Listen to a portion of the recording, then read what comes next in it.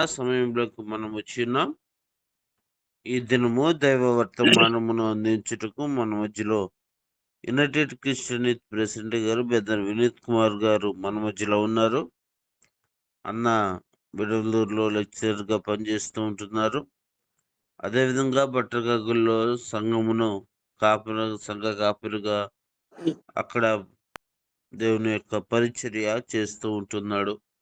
కాబట్టి అన్న కుటుంబం కొరకు జార్జి సాల్మన్ గారు అన్న వాళ్ళ నాన్నగారు వాళ్ళ యొక్క వారి కొరకు కుటుంబం కొరకు అన్న చేసిన ఉద్యోగం కొరకు మీకు అనుదిన ప్రార్థనలో జ్ఞాపకం చేసుకోవాల్సిందిగా నన్ను ప్రేమించి అతను ప్రేమించి మనకి ఇచ్చిన ఇద్దరు బిడ్డల కొరకును చదువుల కొరకును మీరు మీకు అనుదిన ప్రార్థనలో జ్ఞాపకం చేసుకోవాల్సిందిగా ప్రభుపేట మనం చేస్తూ ఉంటూ ఈ సమయంలో దేవుని యొక్క వర్తమానాన్ని అందిస్తూ ఉండగా శ్రద్ధ కలిగి దేవుని యొక్క వాక్యాన్ని వినవలసిందిగాను ప్రభుపేట మనం చేస్తూ సమయము 5:10 అవ్వస్తూ ఉంటుంది. 5:40 వరకు దేవుని యొక్క వర్తమానాన్ని అందించవలసిందిగా ప్రభుపేట మనం చేస్తూ సమయాన్ని అన్నకు అప్పగిస్తూ ఉంటున్నాను. దేవునికి స్తోత్రం. అందరికీ వందనాలు. ప్రార్థన చేసుకుందాం. పరిశుద్ధుడా, ప్రేమ కలిగిన తండ్రి, మీకు స్తోత్రం నాయన. ఈ ఉదయకాల సమయంలో ప్రభా మేమందరం కూడా తండ్రి చిన్న మందగా తండ్రి వాక్యాన్ని ధ్యానించబోతుండగా నాయన మీరు మా మధ్యలో ఉండండి తండ్రి. నాయన తండ్రి, మీరు నన్ను కూడా సిలువు చాటున మరుగుపరచండి.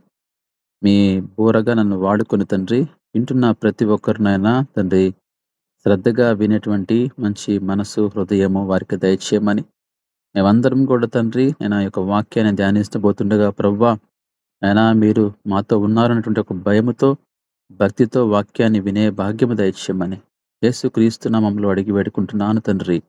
ఆమేన్. ఆమేన్. ప్రభునందు ప్రియమైన దేవుని బిడ్డలారా, మీ అందరికీ మరొకసారి వందనాలు తెలియజేస్తున్నాను.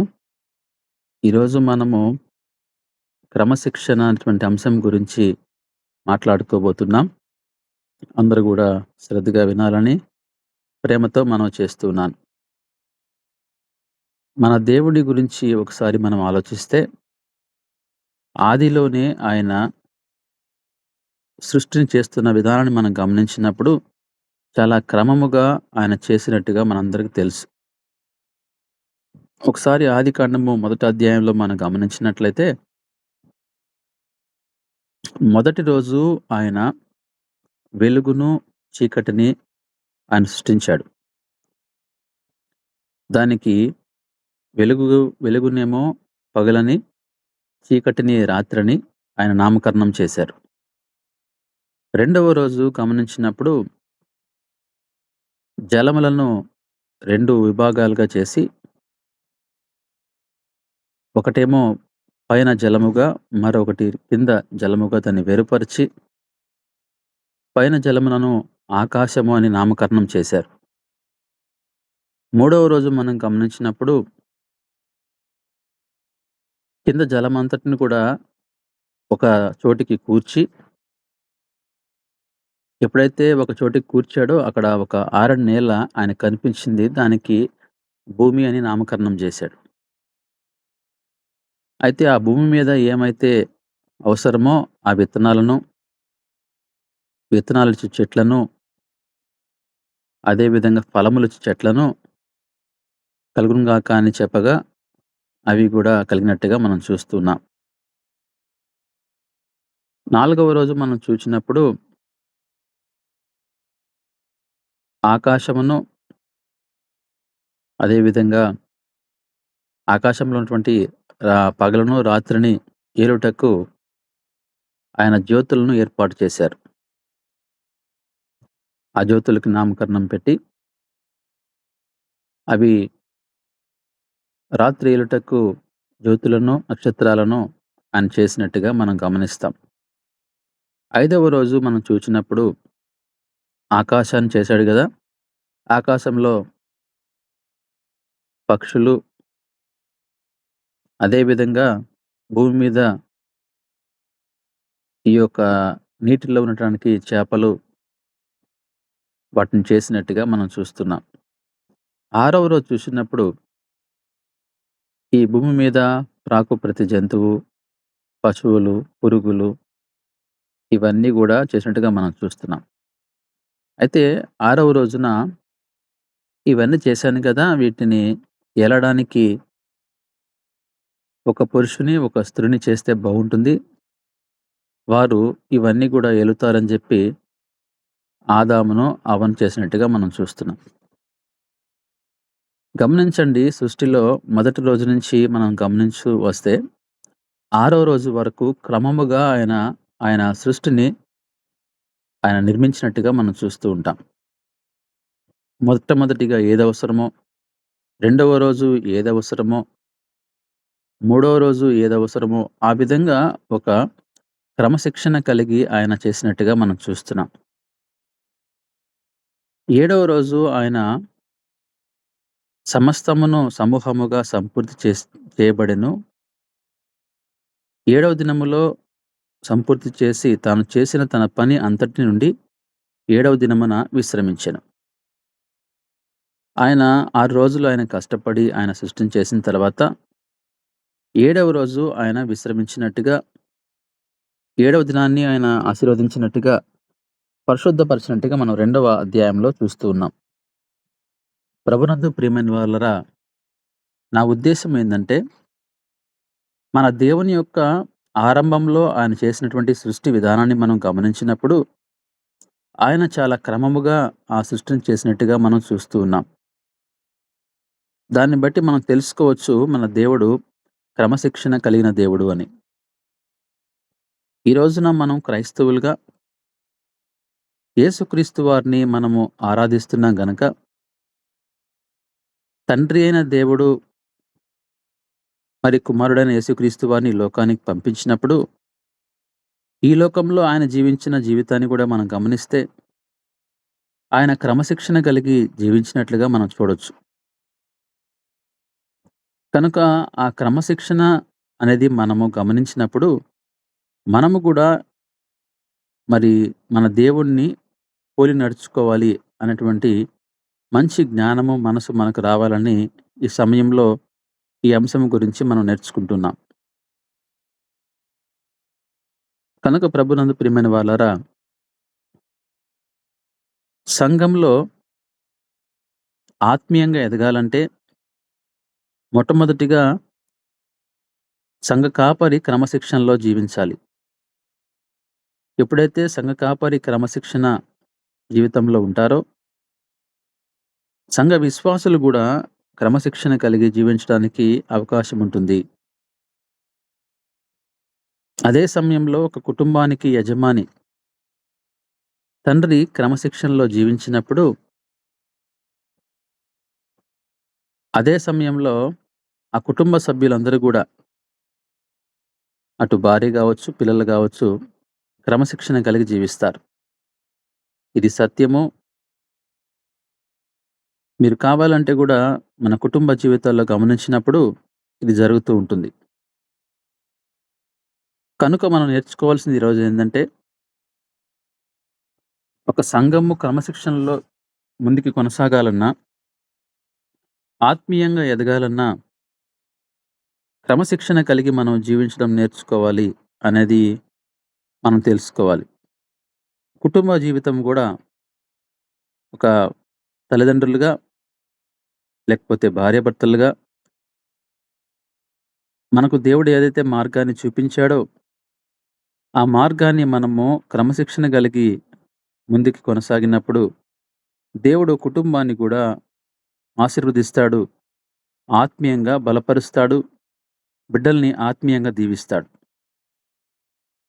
అందుకే క్రైస్తవులుగా మనందరం గూడా క్రమశిక్షణ కలిగి ఉండాలి అనేది ఈరోజు నా యొక్క ముఖ్య ఉద్దేశ్యం.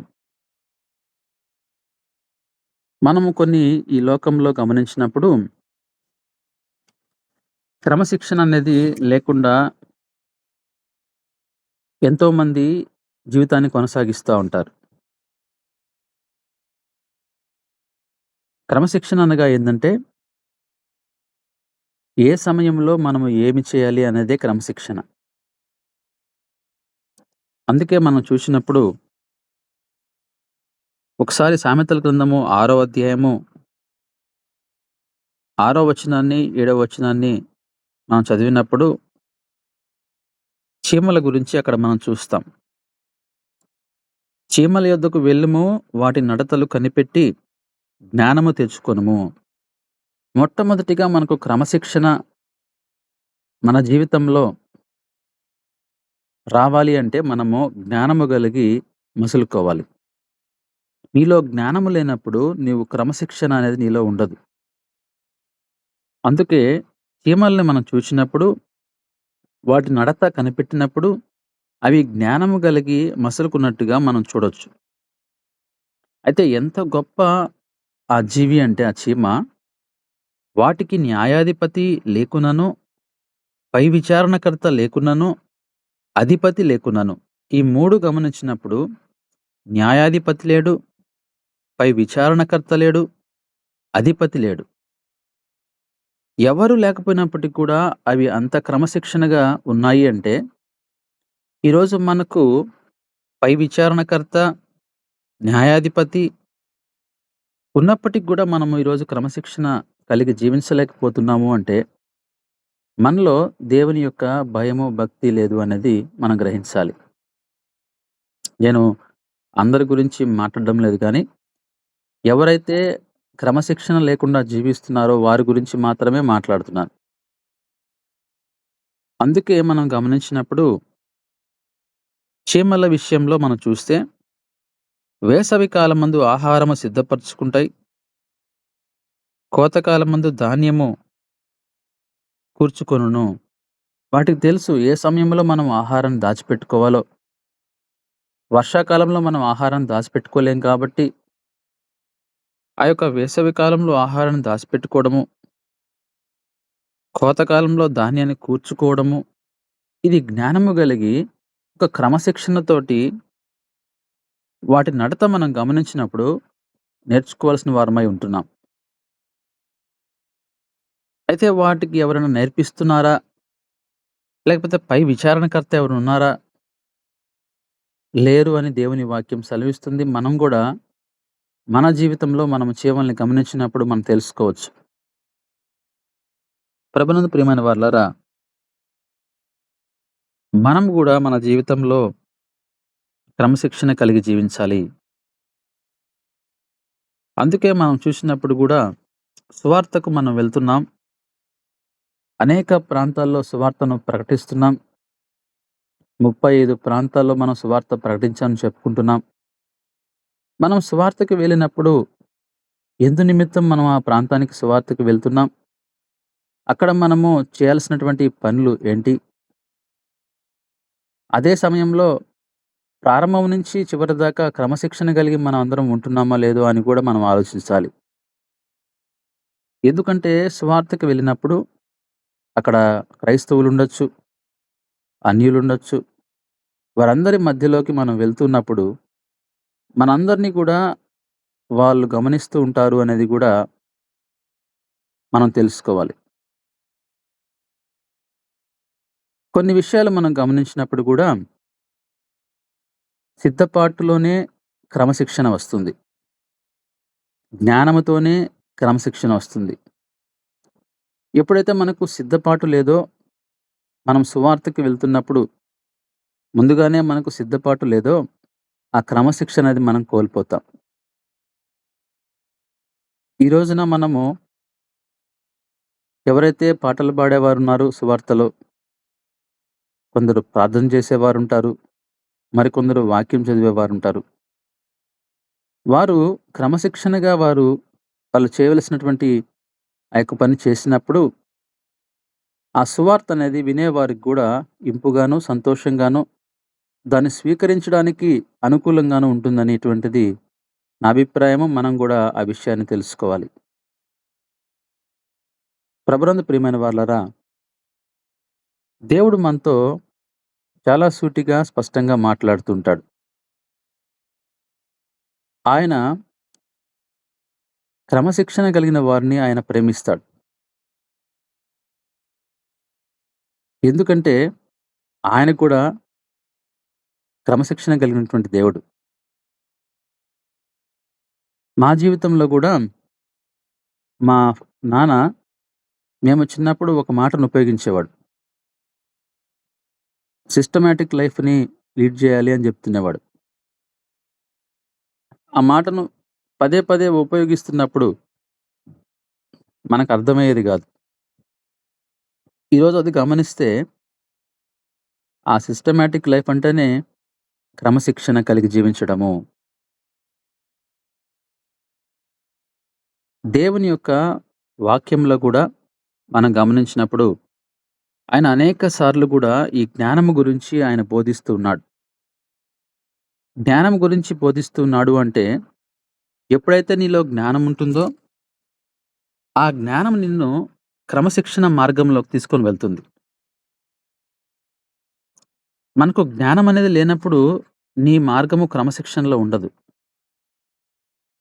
ఇక్కడ ఒక వాక్య భాగాన్ని చూద్దాము. సామెతల గ్రంథము 30వ అధ్యాయము 24వ వచనం నుంచి మనం గమనించినప్పుడు, భూమి మీద చిన్నవి 4 కలవు, అయినను అవి మిక్కిలి జ్ఞానము గలవి. చీమలు బలము లేని జీవులు అయినను అవి వేసవిలో తమ ఆహారము సిద్ధపరచుకొనును. చిన్న కుందేళ్ళు బలము లేని జీవులు అయినను అవి పేట సందులలో నివాసము కల్పించుకొనును. మిడతలకు రాజు లేడు, అయినను అవన్నీయు పంక్తులు తీరి సాగిపోవును. ఇక్కడ మనం చూస్తున్నప్పుడు చీమల గురించి చెప్తున్నాడు, చిన్న కుందేళ్ళ గురించి చెప్తున్నాడు, మిడతల గురించి చెప్తున్నాడు. ఈ మూడిటిని మనం గమనించినప్పుడు కూడా చీమలు ఏమో చిన్నవి, అదే సమయంలో వాటికి అధిపతి లేకపోయినా అవి ఆహారాన్ని సిద్ధపరచుకుంటున్నాయి. చిన్న కుందేళ్ళు బలం లేని జీవులు అయినప్పటికీ కూడా వాటి నివాస స్థలాన్ని ఏర్పాటు చేసుకుంటున్నాయి. మిడతలకు రాజు లేడు, అయినను అవి అన్నీ కూడా పంక్తులు తీరి సాగిపోతున్నాయి. అంటే ఇవి 3 కూడా గమనించినప్పుడు వాటికి ఒక క్రమశిక్షణ జీవితము అనేది అవి ఏర్పాటు చేసుకుంటున్నాయి. కనుక జీవులకే క్రమశిక్షణ అవసరమైనప్పుడు మనల్ని దేవుడు ఎంతగానో ప్రేమించి నోటి మాటతో మనల్ని చేయకుండా ఆయన స్వహస్తాలతో పట్టుకొని మనకు ఆయన జీవవాయువుని మనకు ఊది మనల్ని జీవ ఆత్మగా మార్చినటువంటి మనం ఎంత క్రమశిక్షణగా బ్రతకాలి. ఈరోజు ఈ క్రమశిక్షణ అనేది అటు సంఘములో ఇటు కుటుంబంలో లేనందువలనే సంఘాలు పాడైపోతున్నాయి, కుటుంబాలు పాడైపోతున్నాయి. మందిరంలో కూడా మనం గమనిస్తే ఒక సమయాన్ని దేవుడు మనకు ఏర్పాటు చేస్తే ఆ సమయానికి మనము రాలేక, ఆ క్రమశిక్షణ మనలో లేక దానికి ఎన్ని రకాల కారణాలు చెప్తాము అనేది కూడా ఒకసారి మనం ఆలోచించాలి. సువార్తకు కూడా ఒక సమయాన్ని మనము ఏర్పాటు చేసుకుంటే ఆ సమయానికి మనము సువార్తకు రాలేక దానికి ఎన్ని కారణాలు చెప్తాము అనేది కూడా ఆలోచించాలి. ఇవన్నీ మనం గమనించాలి. దేవుని వాక్యము అనేది మనతో మాట్లాడుతున్నప్పుడు మనం మార్చుకోవాలి. దేవుని వాక్యము మనతో మాట్లాడుతున్నప్పుడు ఎవరో సంఘ కాపరికి లేకపోతే బోధకులకు చెప్పి ఈ విధంగా చెప్పమన్నారేమో అనేటువంటి ఆలోచన మనలో రాకూడదు. ఏ కాపరి గూడా, ఏ బోధకులు గూడా ముందుగా ఎవరైనా చెప్తే దాని ప్రకారంగా వాక్యాన్ని చెప్పాల్సినటువంటి అవసరము ఏ కాపరికి ఉండదు.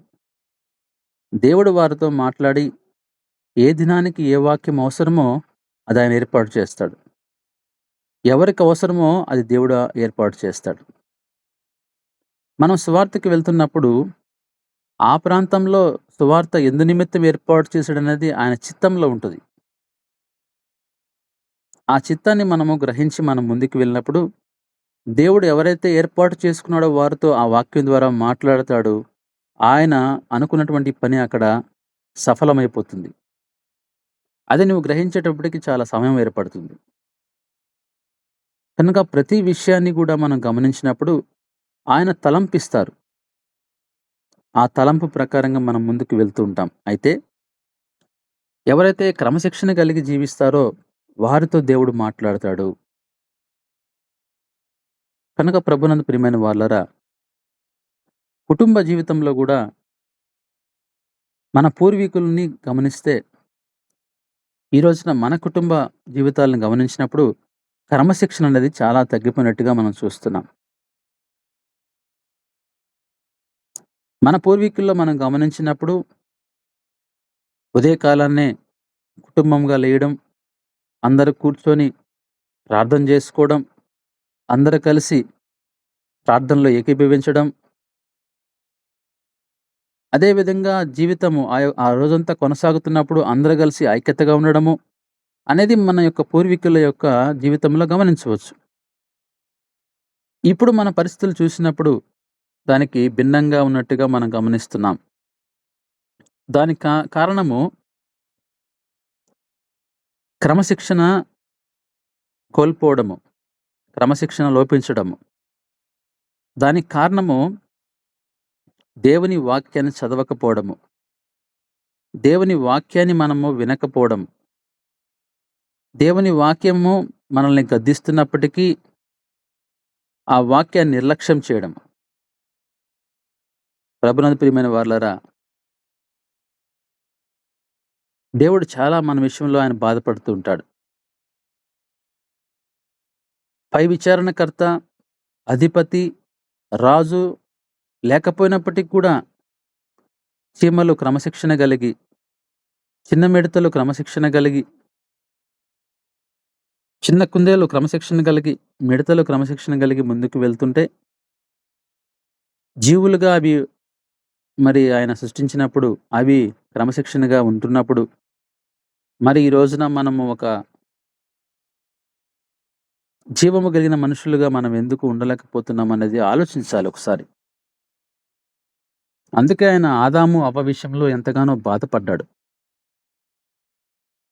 ఒక మంచి, చెడులు తెలిపే చెట్టు, జీవ వృక్షాన్ని ఆయన ఏదైనా తోటలో వేసినప్పుడు, ఏది తినాలో, ఏది తినకూడదు అనేటువంటి జ్ఞానము మనలో లేనప్పుడు క్రమశిక్షణలు కోల్పోయారు ఆదాము, హవ్వ. ఎప్పుడైతే వాళ్ళు ఒక క్రమాన్ని వాళ్ళు కోల్పోయారో, దేవుడు వారిని ఆ తోటలో నుంచి వెలివేసినట్టుగా మనం చూస్తున్నాం. ఈరోజు మనల్ని కూడా దేవుడు వెలివేసే పరిస్థితి రాకముందే మనము మార్చుకోవాలి. చూడండి, మొదటి కొరింథీ పత్రిక 14వ అధ్యాయము 40 వచనం మనం గమనించినప్పుడు, సమస్తమును మర్యాదగాను, క్రమముగాను జరగనీయుడి అనే మాటను చూస్తున్నాం. ఏది జరుగుతున్నప్పటికి కూడా అది ఒక కార్యక్రమం కావచ్చు, లేకపోతే ఒక సువార్త కావచ్చు, లేదంటే ఒక ఏదైనా ప్రోగ్రామ్ కావచ్చు. అది దేవునికి మహిమకరంగా ఉండాలి. అదే సమయంలో మర్యాదగా దాన్ని జరిగించాలి, క్రమముగా జరిగించాలి. ఎందుకంటే ఎప్పుడైతే మనము క్రమముగా, మర్యాదగా జరిగించామో అది దేవుని నామానికి అవమానం తీసుకొనొస్తుందనేది కూడా మనం గమనించాలి. మనం సువార్తకు వెళ్ళినప్పుడు గూడా, మనందరం గూడా నిలబడి ఉన్నప్పుడు, ఎవరైనా ఒకరు వాక్యాన్ని బోధిస్తున్నప్పుడు, అందరూ గూడా పరిశుద్ధ గ్రంథాలను తెరిచి, ఆ వాక్య భాగాన్ని గమనించడం అనేది ఒక క్రమం. ఎప్పుడైతే వారు బోధిస్తున్నప్పుడు మనము ఆ విధంగా వాక్యాన్ని వినకుండా, మరి ఇతరులతో మాట్లాడుతున్నప్పుడు అది క్రమమైనటువంటి జీవితము కాదు. క్రమశిక్షణ లేదని మనం గమనించవచ్చు. కనుక క్రమశిక్షణ అనేది మనము ప్రతి విషయంలో, మన జీవితంలో ప్రతి అడుగులో మనము అది అవలంబించుకున్నట్లయితే, దేవుడు మనల్ని దీవిస్తాడు. మనము ఆయన వాక్యంలో చెప్పిన ప్రకారంగా ఇతరులను వెలిగిస్తాము. అదే సమయంలో ఇతరులు మనల్ని చూసి నేర్చుకుంటారు. కనుక ప్రభునందు ప్రియమైన వారలారా, ఏ కార్యం చేస్తున్నప్పటికి కూడా సమస్తము మర్యాదగా, క్రమశిక్షణగా జరగాలి అని దేవుని వాక్యం సెలవిస్తా ఉంది. గలతీ పత్రిక 5వ అధ్యాయము 25వ వచనంలో మనం గమనించినప్పుడు, మనము ఆత్మనుసరించి జీవించిన వారమైతిమి, ఆత్మను అనుసరించి క్రమముగా నడుచుకొందుము. పరిశుద్ధాత్మ మనతో మాట్లాడుతున్నప్పుడు క్రమముగా నడుచుకోవడం అనేది చాలా అవసరం. పరిశుద్ధాత్మ నడిపింపు మనకుండాలి. ఎవరైతే ఈ పరిశుద్ధాత్మ నడిపింపు ఉండదో వాళ్ళు క్రమముగా నడుచుకోరు. వారు ఏదో మనము చేయాలి గనక చేస్తున్నాము అనేది క్రమశిక్షణ కాదు. క్రమశిక్షణగా మనం చేసినప్పుడు దేవుడు మనల్ని చూసి ఆయన సంతోషపడి ఆశీర్వాదాలు మన కుటుంబంలోకి ఇస్తాడు. ఎందుకంటే ఆయన చూచే దేవుడు గనుక మన జీవితంలో మనం ముందుకు వెళ్తున్నప్పుడు ఆయన మనల్ని ప్రతి విషయాన్ని గమనిస్తూ ఉంటాడు.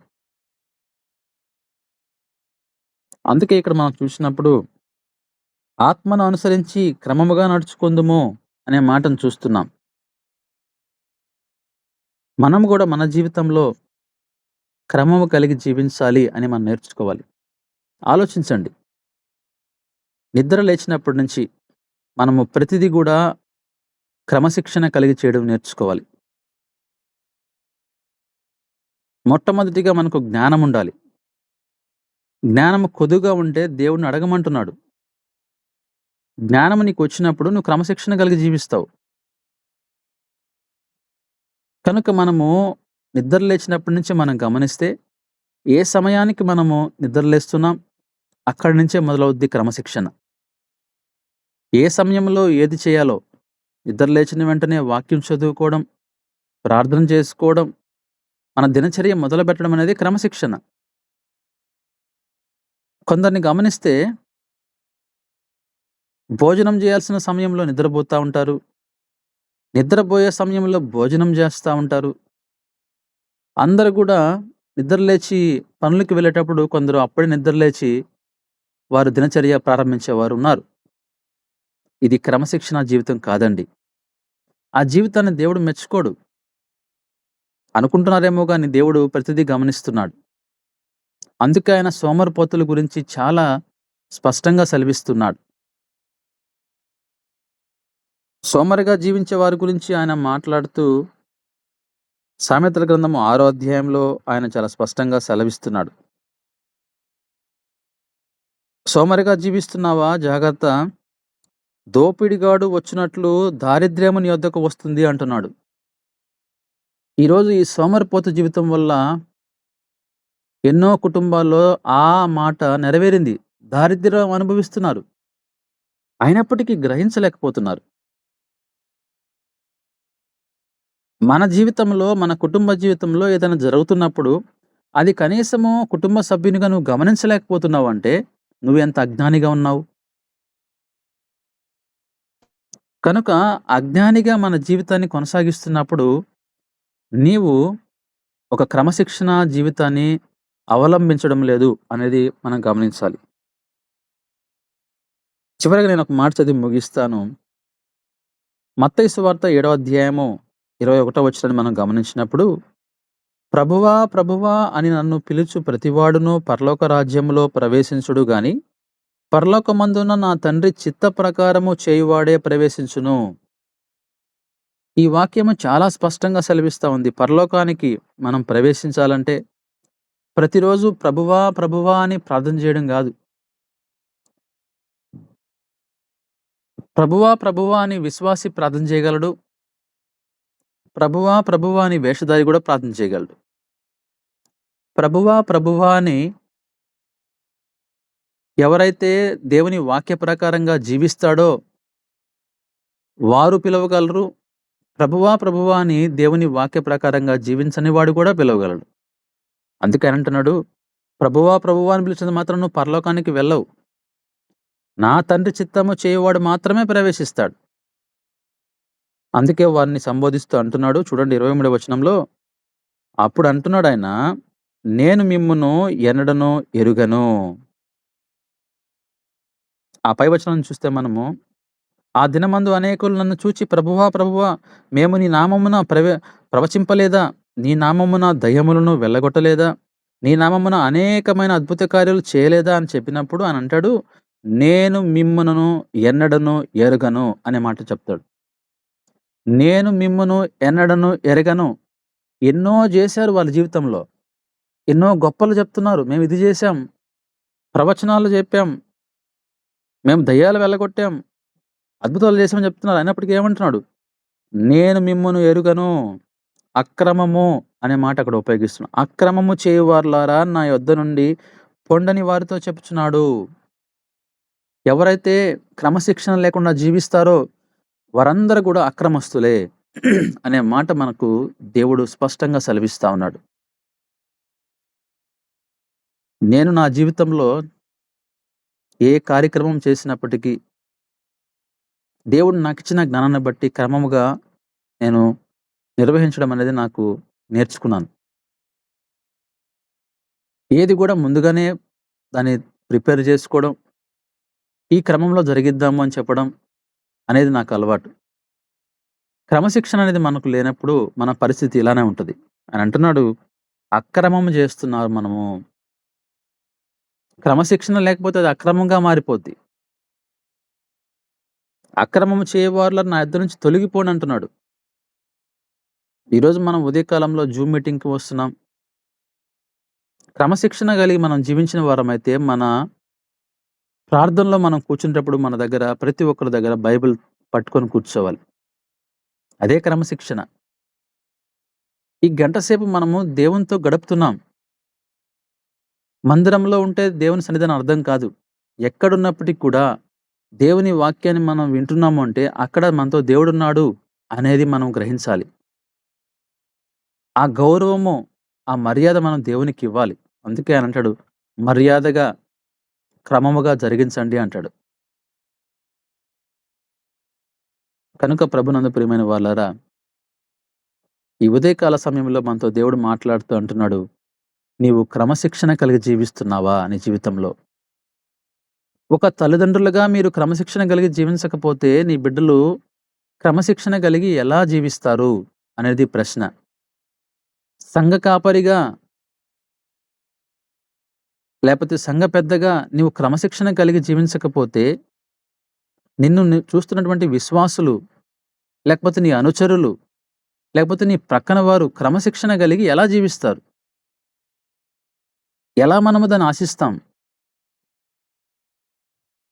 అది ఆశించడానికి అవకాశం లేదు. నువ్వు తల్లిదండ్రులుగా నీవు 9 గంటలు నిద్ర లేచినప్పుడు నీ బిడ్డలు కూడా నిన్ను చూసి వాళ్ళు 10 గంటలు నిద్ర లేస్తారు. నువ్వు తల్లిదండ్రులుగా నీవు 11 గంటలకు మందిరానికి వెళ్ళినప్పుడు నీ బిడ్డలు 12 గంటలకు వెళ్తారు. ఇది క్రమశిక్షణ కలిగే జీవితం అంటారా? సంఘ కాపరి విశ్వాసులకు ఏం నేర్పిస్తున్నాడు? ఈ రోజున తల్లిదండ్రులు బిడ్డలకు ఏం నేర్పిస్తున్నారు అనేది మనం ఒకసారి ఆలోచించుకోవాలి. అందుకే దేవుని వాక్యం అంటుంది, గద్దించుము, బుద్ధి చెప్పుము అనే మాటను మనం చూస్తున్నాం. గద్దించాలి మన బిడ్డల్ని. సంఘ కాపరి విశ్వాసులను గద్దించాలి. ఒక నాయకుడు వాళ్ళ అనుచరులను గద్దించాలి. వారికి బుద్ధి చెప్పాలి. ఇదే మనం నేర్చుకున్నట్లయితే ఆ గద్దింపుకు మనం లోబడినప్పుడు, ఆ బుద్ధి మనం నేర్చుకున్నప్పుడు అదే క్రమశిక్షణకు తీసుకొని పోతుంది. అదే మనకు జ్ఞానాన్ని నేర్పిస్తుంది. అప్పుడు మన మార్గము క్రమశిక్షణలో వెళ్ళినప్పుడు మన వెనక తరం వారు మనల్ని చూసి ఆ మార్గంలో ముందుకొచ్చినప్పుడు ఆ కుటుంబము దీవించబడుతుంది అనేటువంటిది ఈరోజు మనం నేర్చుకుంటున్నాం. కనుక ప్రభునందు ప్రియమైన వాళ్ళారా, మన జీవితంలో కూడా మన దేవుని యొక్క ఆది నుంచి ఆయన జీవితాన్ని తండ్రి అయిన దేవునిగా ఉన్నప్పుడు, కుమారుడైన యేసుక్రీస్తు వారిని మనం గమనించినప్పుడు క్రమశిక్షణ కలిగి ఆయన జీవించినట్టుగా, మనం ఆరాధించే దేవుడే అంత క్రమము కలిగినటువంటి జీవితం జీవిస్తున్నప్పుడు ఆరాధిస్తున్న మనం కూడా అదే క్రమముగా జీవించాలి కదా. క్రైస్తవులంటే క్రీస్తును అనుసరించేవారే కదా. కనుక మనం కూడా దేవుణ్ణి అనుసరిద్దాం. ఆయన చూపించిన మార్గంలో మనం వెళ్దాం. క్రమశిక్షణ కలిగి జీవిద్దాం. మన బిడ్డలకి ఆ క్రమశిక్షణ నేర్పిద్దాం. మన రాబోయేటువంటి తరానికి ఆ క్రమశిక్షణ నేర్పిద్దాం. దేవుడు ఈ మాటలు మన హృదయంలో భద్రపరిచి దీవించునుగాక. ఆమేన్. దేవునికి స్తోత్రం. చక్కగా దేవునికి వాక్యాన్ని అందించిన వినీతనకు యునైటెడ్ క్రిస్టియన్ యూత్ వారి తరఫున ప్రత్యేకమైన వందనాలు తెలియజేస్తూ ఉంటున్నా. మనము క్రమశిక్షణ కలిగి మనకు ఆత్మీయ జీవితంలో మనం జీవించాలని దేవుడి దినాన మనతో మాట్లాడుతూ ఉంటున్నాడు, హెచ్చరిస్తూ ఉంటున్నాడు. ఆయన చేసిన ఈ సృష్టి క్రమం అంతా కూడా క్రమంగా ఆయన చేసి ఉన్నాడు. అందుకే లేఖన భాగంలో యెషయా గ్రంథంలో రాయబడుతుంది, ఆకాశంలో ఆయన మాట వింటున్నాయి, భూమి ఆయన మాట వింటుంది, కానీ ఆయన పెంచి పోషించిన ఆయన బిడ్డలు మాత్రం ఆయన మాట వినటం లేదు అని దేవుడే మాట్లాడుతూ ఉంటున్నాడు. కాబట్టి ప్రభునందు ప్రియ దేవుని బిడ్డలారా, మనము క్రమం కలిగి మన యొక్క ఆత్మీయ జీవితంలో దేవునికి ఇష్టమైన జీవితాన్ని మనం జీవించి దేవుని రాజ్యాన్ని స్వతంత్రించుకోవాలని దేవుడి దినాన మనతో మాట్లాడుతుంటున్నాడు. ఇటు వాక్యము మన హృదయంలో నూరంతులుగా ఫలించలాగున మన మధ్యలో ఉన్న మల్లికా సిస్టర్ గారు ప్రార్థన చేయవలసిందిగా ప్రభుపేట మనం చేస్తూ ఉంటున్నాం. అందరికీ దేవుని నామంలో వందనములు ప్రార్థన చేసుకున్నాను. మహాదేవ, మహాగణుడ, మహోన్నతుడ, సర్వశక్తిమంతుడా, సర్వాధికారి, సర్వ సృష్టికర్త, నా పరప్రియలోకపు తండ్రి, నాయన నీకు వందనములు, స్తుతులు, స్తోత్రములు చెల్లించుకుంటున్నాను. నా దేవ, అయా పరలోకంలో నా తండ్రి, నాయన నిత్యము పరిశుద్ధుడు పరిశుద్ధుడు పరిశుద్ధుడు పరిశుద్ధుడు అని నా తండ్రి స్తుతింపబడుచున్నప్పటికీ నా ప్రభా, ఆకాశము నుండి నాయన మా వైపు తేరి చూస్తున్న దేవా, మీకు వందనాలు, స్తుతులు, స్తోత్రములు చెల్లించుకుంటున్నాను. నా రాజా, నాయన ఇదిగో నా ప్రభ, ఈ ఉదయకాల సమయంలో నా తండ్రి, నాయన 4వ ఘడియలో లేచి నా ప్రభ నాయన మీ వాక్యము ధ్యానిస్తుండగా, నా తండ్రి బోధిస్తుండగా, నా ప్రభ నాయన అవన్నీ మా హృదయాలతో నాయన మీరు మాట్లాడిన విధానము కొరకు మీకు వందనములు, స్తుతులు, స్తోత్రములు. నాయన నేను వాక్యం చెప్పిన బిడ్డ కుటుంబాన్ని నాయన మీరు దీవించండి, ఆశీర్వదించండి. నా ప్రభ నాయన ఇదిగో నా తండ్రి వాక్యము నా తండ్రి నాయన మా హృదయాల్లో నా ప్రభ ఈ విత్తనం విత్తబడుటకు నాయన సహాయం చేసిన విధానము కొరకు మీకు వందనాలయ. ఆయా క్రమశిక్షణ కలిగి నా తండ్రి నాయన మీ పాద సన్నిధిలో ఎలా మెలగాలో నా ప్రభ నేర్పించిన దేవానికి వందనాలు, స్తుతులు, స్తోత్రములు. నా ప్రభ అట్టి జ్ఞానాన్ని నాయన మాకు దయచేయమని ప్రార్థిస్తున్నాను, ప్రతి బిడ్డకు దయచేయమని ప్రార్థిస్తున్నాను. అయా నిత్యము మీ పరిశుద్ధాత్మతో నాయన ప్రతి ఒక్క బిడ్డని నింపుటకు సహాయం దయచేయండి. నా ప్రభ నాయన మీకు వందనములు, స్తుతులు, స్తోత్రములు చెల్లించుకుంటున్నాను. నా రాజా, నాయన ఇదిగో నా తండ్రి వాక్యము నా తండ్రి విన్న ప్రతి బిడ్డలో నా తండ్రి ఫలించడానికి సహాయం దయచేయండి. నా ప్రభ చేరి వచ్చిన ప్రతి ఒక్క కుటుంబాన్ని నాయన మీరు దీవించింది, ఆశీర్వదించింది. నా ప్రభ నాయన మమ్మల్ని అందరినీ మీ చేతులకు అప్పగించుకుంటూ శ్రేష్ఠకరమైన పరిశుద్ధుడైన యేసుక్రీస్తు నామంలో అడిగి వేడుకొని ప్రార్థించి పొందుకొని ఉన్నాము తండ్రి. ఆమేన్. ఆమేన్. ఆమేన్.